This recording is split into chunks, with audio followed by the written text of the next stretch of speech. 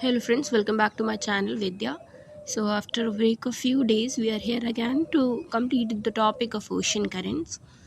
तो ocean currents में आज हम पढ़ेंगे ओशन करेंट्स क्या होती हैं, ओशन करंट के फैक्टर्स जो उन्हें कॉज एंड इन्फ्लुएंस करते हैं, फिर हम देखेंगे उनका local distribution of the world देखेंगे और उनके इफ़ेक्ट्स भी देखेंगे कि ओशन करेंट्स के इफ़ेक्ट्स क्या हैं। तो सबसे पहले हम ओशन करेंट्स पढ़ते हैं, तो शुरू करते हैं अपना टॉपिक।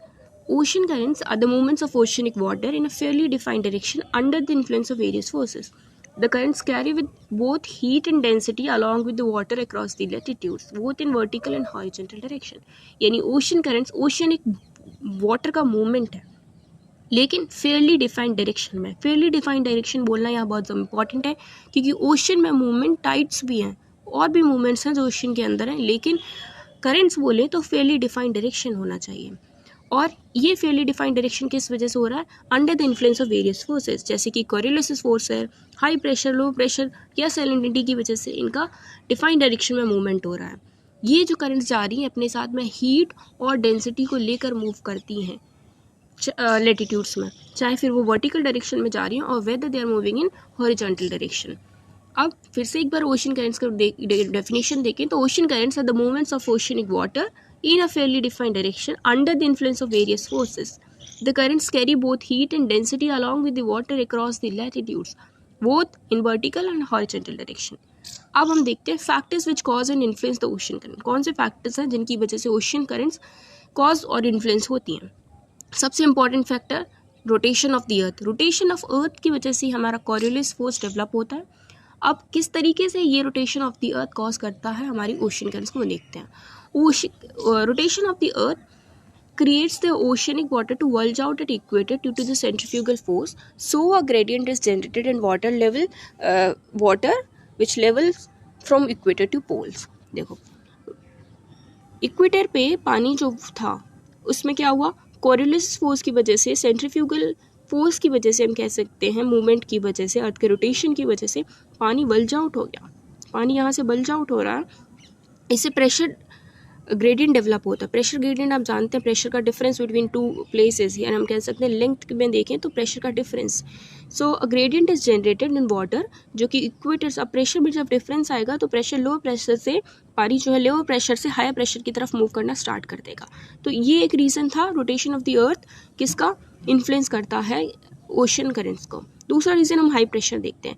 जिस जगह पे हाई प्रेशर होगा वहाँ का पानी, मानो ये ओशन है और इस जगह पे हाई प्रेशर है, तो यहाँ का जो पानी है वो सिंक होना स्टार्ट कर देगा, क्योंकि प्रेशर ऊपर से ज़्यादा लग रहा है तो पानी सिंक होगा, लेवल कम होगा समुद्र का। और जहाँ पे लोअर प्रेशर है वहाँ का पानी राइज करेगा, वहाँ का पानी ऊपर होगा। तो जहाँ लोअर प्रेशर है वहाँ से पानी स्टार्ट करेगा मूव होना हायर प्रेशर की वजह से। तो हायर प्रेशर भी एक फैक्टर है जो इन्फ्लुएंस करता है ओशन करंट्स के फॉर्मेशन को। सैलिनिटी का डिफरेंस किस तरीके से?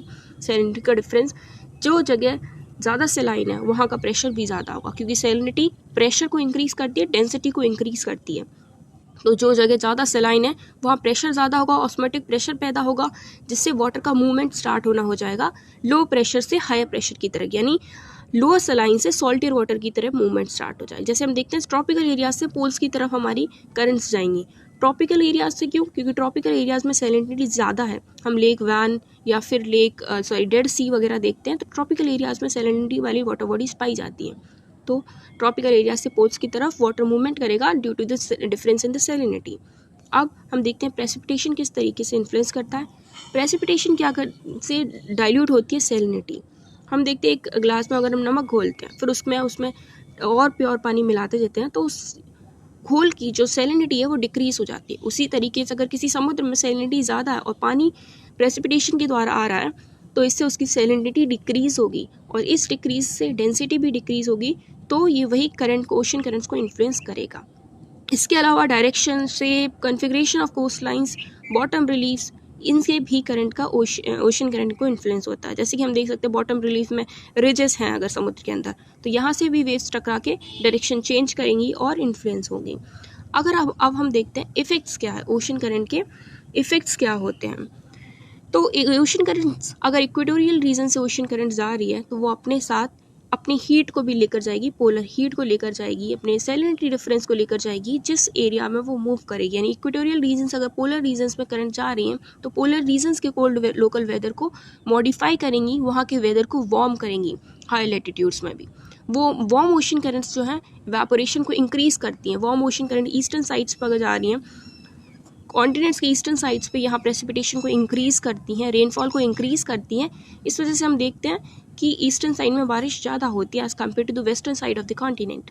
ओशन करंट्स मानसून को भी इन्फ्लुएंस करते हैं। हमारे इंडियन सब कॉन्टिनेंट में जो ओशन है उसे भी ओशन करंट्स इन्फ्लुएंस करती हैं। ओशन करंट्स डिस्ट्रीब्यूट करती हैं टेम्परेचर और सैलिनिटी को ओशंस में। हमने देखा कि जिस जगह जा रही हैं सैलिनिटी को उस जगह पे इन्फ्लुएंस करेंगी। इक्वेटोरियल रीजन से जा रही हैं, ट्रॉपिकल रीजन से जा रही हैं, तो पोलर रीजन्स की वाटर बॉडीज़ की सैलिनिटी को मॉडिफाई करेंगी, इंक्रीज़ करेंगी, टेम्परेचर को भी इंक्रीज़ करेंगी। उसी तरीके से एक इम्पॉर्टेंट इकोनॉमिकल एस्पेक्ट देखें तो इकोनॉमिकल पोटेंशियल है इनके पास, क्योंकि जनरेशन ऑफ इलेक्ट्रिसिटी, जहाँ पे कोल्ड करंट और वार्म करंट मिलती हैं वहाँ जनरेशन ऑफ इलेक्ट्रिसिटी या फिर फिशिंग के बहुत स्कोप रहते हैं। अभी हम देखेंगे ग्रेट बैंक देखेंगे, ग्रैंड बैंक देखेंगे यूएसए में। ये जो रीजंस हैं वो एक इम्पॉर्टेंट रीजंस हैं फिशिंग इंडस्ट्रीज़ के लिए, क्योंकि यहाँ पे कोल्ड और वार्म करंट आके मिलती हैं। तो अब हम देखते हैं distribution of the local cold currents का डिस्ट्रीब्यूशन देखते हैं वर्ल्ड में। तो सारे ओशंस का हम डिस्ट्रीब्यूशन देखेंगे किस ओशन में कौन सी करंट पाई जाती है। हम स्टार्ट करते हैं इंडियन ओशन से। तो इंडियन ओशन में हम देखते हैं साउथ इक्वेटोरियल। सबसे पहले तो एक बात जान लें कि ये जो इक्वेटोरियल रीजन्स में जो करंट जा रही है, यानी हॉरिजॉन्टली जो करंट जा रही है, उनका डायरेक्शन ईस्ट से वेस्ट की तरफ होगा। ईस्ट से वेस्ट की तरफ जाएगी तो साउथ और इक्वेटोरियल करंट्स, एक नॉर्थ इक्वेटोरियल करंट, एक साउथ इक्वेटोरियल करंट नीचे। North equatorial current Indian ocean में और साउथ इक्वेटोरियल करंट। यहाँ से ये south equatorial current warm current है, ये ट्रॉपिकल रीजन्स में या इक्वेटर पे जा रही है इसलिए ये वार्म करंट है। यहाँ से ये मदागास्कर करंट और यहाँ पे मोजाम्बिक की तरफ देखें तो यहाँ पे अगुलहास की वार्म करंट होती है। ये यहाँ गलत लिखा, आप इस पर ध्यान ना दीजिए। यहाँ अगुलहास की वार्म करंट है, मदागास्कर या अगुलहास की वार्म करंट दो पार्ट्स में बढ़ जाती है। यहाँ से हम कह सकते हैं साउथ इक्वेटोरियल करंट आई और ये दोनों करंट्स देखिए, एक यहाँ से वार्म करंट, यहाँ से कोल्ड करंट आई, इन दोनों का जो मिक्स हो गया, ये दोनों करंट्स आपस में मिक्स हो जाती हैं। तो यहाँ से ना तो ये वार्म करंट है ना तो ये कोल्ड करंट है, ये मिक्स है दोनों का। ये गई और यहाँ वेस्ट ऑस्ट्रेलिया पे ये कोल्ड करंट है, waste Australian current cold current है। यहाँ से कोल्ड करंट बन के और साउथ इक्वेटोरियल करंट में मिल जाती है। इस तरीके से ये सर्कल फॉर्म करती हैं। साउथ इक्वेटोरियल करंट, यहाँ से मदागास्कर करंट, अगुलहास की करंट, ये दोनों वार्म करंट है। यहाँ से साउथ इक्वेटोरियल करंट का मिक्सचर, ये जो करंट है वार्म और कोल्ड का मिक्स है दोनों, और यहाँ से वेस्ट ऑस्ट्रेलियन करंट में मिलके साउथ इक्वेटोरियल करंट में फिर से मिल जाती है। अब हम देखते हैं पैसिफिक ओशन में। नदर्न पैसिफिक ओशन में देखें तो नॉर्थ इक्वेटोरियल करंट आई, यहाँ से ये दो पार्ट्स में बढ़ जाती है। यहाँ पे आइलैंड्स पाए जाते हैं, यहाँ पे हम जापान के। तो यहाँ पे हमने देखा कुरुशियो आइलैंड्स के पास से कुरुशियो करंट्स, सुशिमा करंट्स, ये दो वार्म करंट्स हैं ये दोनों। यहाँ से एक नॉर्थ इक्वेटोरियल करंट दो पार्ट्स में बढ़ी, कुरुशियो और सुशिमा। आगे गई मूव करते हुए, यहाँ से एक कोल्ड करंट आई जिसे कुरील करंट कहते हैं, और ओयोशियो करंट। दूसरा अलास्का के पास जो करंट आके इसमें मिलती है वो ओयोशियो करंट। फिर ये कोल्ड करंट कैलिफोर्निया की तरफ आके नीचे नॉर्थ इक्वेटोरियल में अगेन मिल जाती है। ये कैलिफोर्निया की करंट है जो कि कोल्ड करंट है। साउथ में देखें साउथ इक्वेटोरियल करंट, यहाँ ईस्टर्न ऑस्ट्रेलियन करंट और यहाँ से एक ठंडी वेस्टर्न ऑस्ट्रेलियन करंट आई है। तो ये दोनों आपस में मिल गई। ये ना वार्म है ना ठंडी, आप देख सकते हैं यहाँ एरो बना हुआ है, वो ना वार्म है ना ठंडी है। फिर उसके बाद यहाँ ठंडी करंट पेरू के पास से जाएगी, पेरू के पास में से हम्बोल्ट करंट भी कहते हैं, ये ठंडी करंट है, ठंडी जलधारा है, वो नहीं है साउथ इक्वेटोरियल रीजन। यहाँ पे अगेन सर्कल फॉर्म किया और ये हमने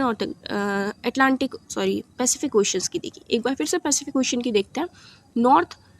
नॉर्थ इक्वेटोरियल दो पार्ट्स में बटी, कुरुशियो और सुशिमा। फिर इसके बाद ये आगे मूव हुई, यहाँ से ठंडी एक जलधारा कुरील मिली आके इसमें, और यहाँ से ओयोशियो मिली, ये दोनों ठंडी हैं।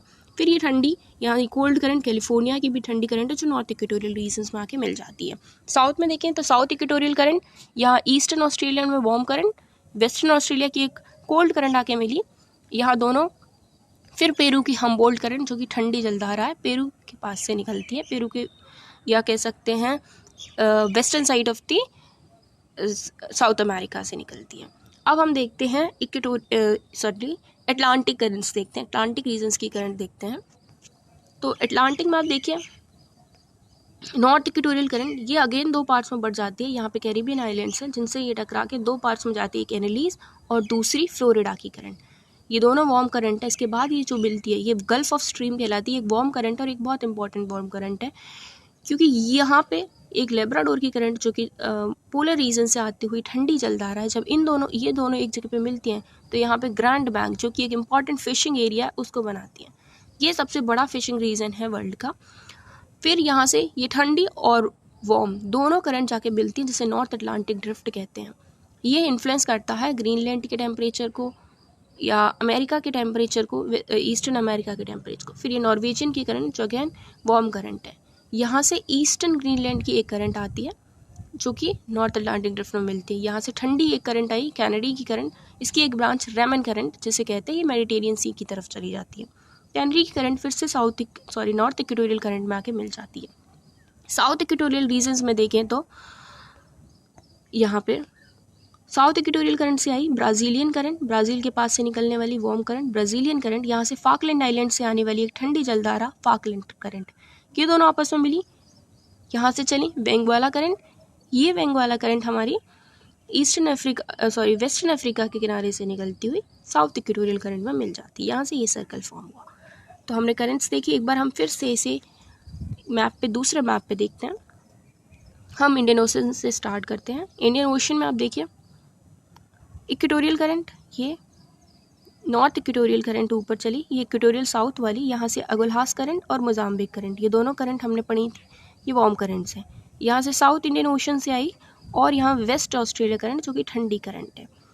अब पैसिफिक रीजन में देखें तो नॉर्थ इक्वेटोरियल करंट, यहाँ कुरोशियो करंट और यहाँ पे एक और करंट थी जिसे हमने सुशिमा करंट कहा था। यहाँ पे कुरील करंट और ओयोशियो करंट दोनों आपस में आके मिलती हैं। और नॉर्थ पैसिफिक करंट, यहाँ से कैलिफोर्निया की ठंडी करंट, ये देखिए यहाँ कैलिफोर्निया की ठंडी करंट और नॉर्थ इक्वेटोरियल करंट में आके मिल जाती है। सदर्न रीजन में बात करें तो साउथ इक्वेटोरियल करंट आ रही थी, ये ईस्टर्न ऑस्ट्रेलियन रीजन में ईस्टर्न ऑस्ट्रेलियन वार्म करंट है। यहाँ से सरकमपोलर या फिर हम कह सकते हैं साउथ पैसिफिक करंट आई, ये वार्म है।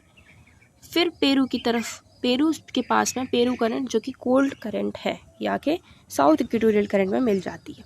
अब हम अटलांटिक की बात करें तो अटलांटिक में नॉर्थ अटलांटिक करंट यहाँ पे दो पार्ट्स में बढ़ गई थी। हमने देखा था एक को हमने एनालीज बोला, दूसरे को फ्लोरिडा। यहाँ से गल्फ स्ट्रीम जो कि वार्म करंट है, लेब्राडोर और गल्फ स्ट्रीम की करंट मिलने से यहाँ पे जो रीजन बनता है उसे हम ग्रैंड फिशिंग बैंक कहते हैं, क्योंकि यहाँ फिश इंडस्ट्री काफ़ी हद में मजबूत पाई जाती है।